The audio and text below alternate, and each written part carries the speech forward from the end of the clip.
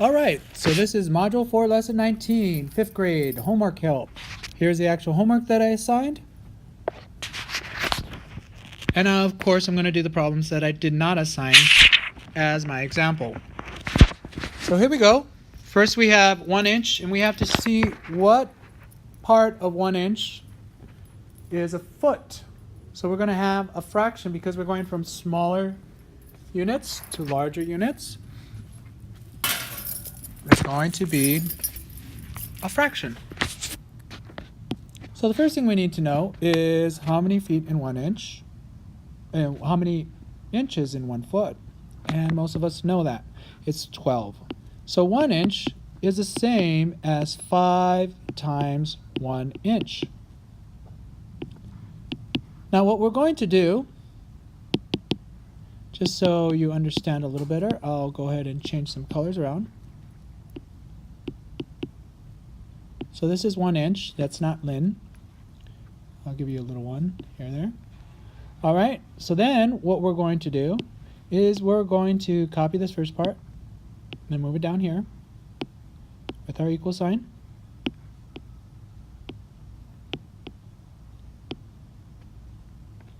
Okay, and then we're going to multiply it times 1/12 of a foot. How did I get 1/12? Because 1 foot is equal to 12 inches.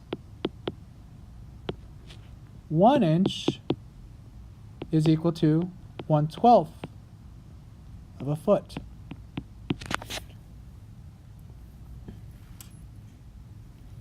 All right, so let's go, and we're going to multiply now. So I'll show it to you on the line. On the line says a numerator and denominator. So 5 times 1 is 5, and then we still have our 12. So 5/12 of a foot. Can we simplify 5/12? No. And how do you know?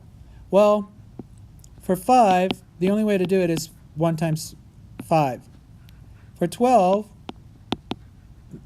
the fact families are 1 times 12, 2 times 6, 3 times 4.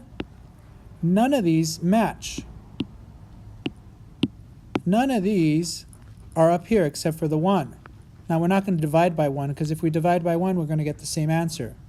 So we cannot divide 12 by 5, so we're not going to divide. That's our final answer. Now when you do the homework, 14 inches, you're going to have a mixed number, an improper fraction, and then you're going to have a mixed number as your answer. So look back at the problem set that we did in class, because that's going to help you. All right, so here we go with 7 ounces.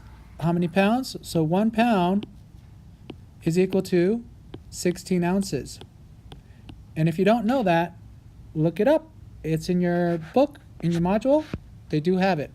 So 7 ounces is the same as 7 times 1 ounce.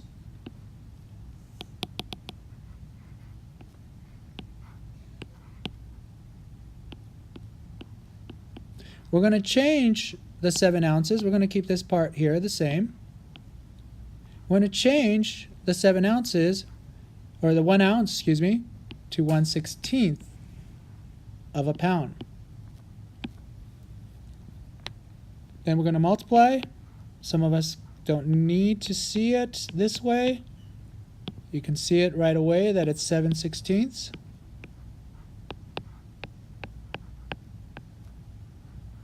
of a pound. Again, this one has no simplification. The other one you have 20/16. You should be able to move it over, simplify it. Right there, I know that that goes 5 times and that goes 4 times. Anyway, I think we even did that one in class.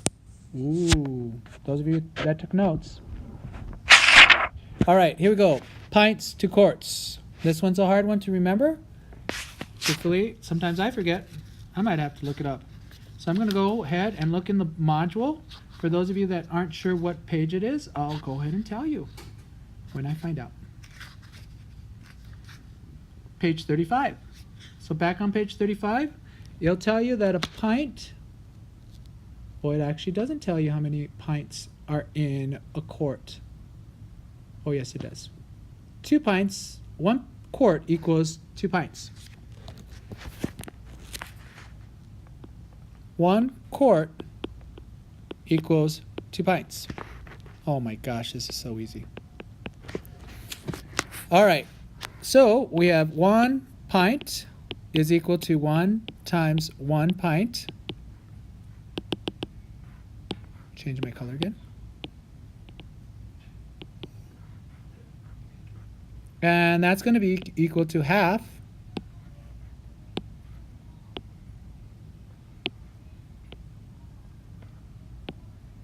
one times a half, hopefully you already know that, equals 1/2. Okay?